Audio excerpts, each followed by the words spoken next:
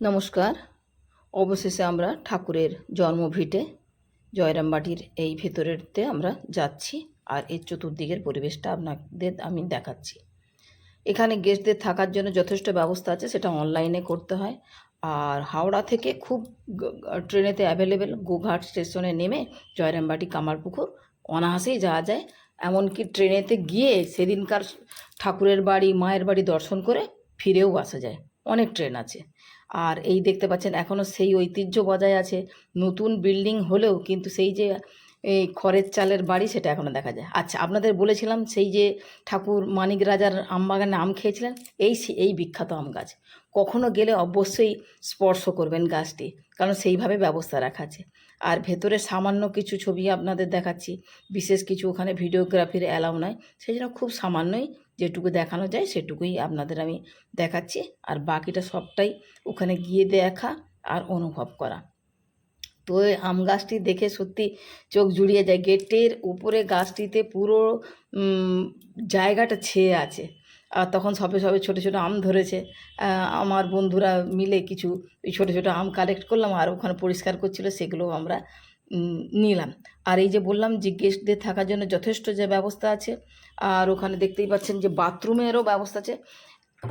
আমি এই মুহূর্তে ভুলে গেছি, 1 টাকা নাহলে 2 টাকা দিয়ে ওই একই রকমই বাথরুমে যাওয়ার ব্যবস্থা, ওয়াশরুম ইউজ করা যাবে। আর এই দেখুন, এই যে এখানে আমি বলি যে এইটা নাকচম্পা ফুল, কিন্তু অনেকে অনেক নামেই জানেন, যে অপূর্ব।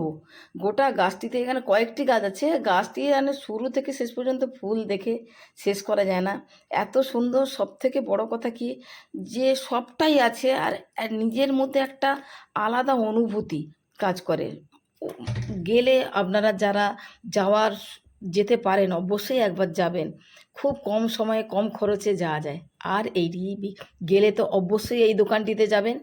এখানে ঠাকুর, এখানেইতে হচ্ছে সাদা বোঁদে বিখ্যাত, সাদা বোঁদে এখানেই পাওয়া যায়। ঠাকুর সাদা বোঁদে খেতে ভালোবাসতেন বলে। যে এবার কারুর যদি মনে হয় বাড়ি থেকে কিছু নিয়ে যাবেন, মিষ্টি ফল, সেটা নিয়ে যেতে পারেন, ওখানে দিতে পারেন। আর এখান থেকে মিষ্টি কিনেও ঠাকুরের কাছে পুজো দিতে পারেন। বা আমি তো বাড়ির জন্য আনলাম। আর এই যে এই ব্যাগ দোকানটির ব্যাগগুলো আমার খুব পছন্দ হয়েছিল, খুব একটা বেশি দাম ছিল না, খুব সস্তা দামের মধ্যেই সুন্দর সুন্দর ব্যাগ। আর এইগুলো দেখেন, এই শান্তিনিকেতনেও এই ধরনের ব্যাগ পাওয়া যায়। তা আমিও নিলাম, বাড়ির জন্য নিয়ে এলাম। আর আসার সময় আমরা সে ভোগ খেয়েছিলাম, তারপর তো আর কিছু খাওয়া হয়নি। আর যেহেতু আমরা অনেকজন মহিলাই গেছিলাম, সেই জন্য এই রাস্তাতে একটি জায়গায় চপ ভাজা হচ্ছে দেখে চপ মুড়ি আবার কালেক্ট করে নিলাম, দিয়ে বাড়ি ফেরার পথ। তো ভিডিওটি ভালো লাগলে অবশ্যই লাইক, শেয়ার, সাবস্ক্রাইব।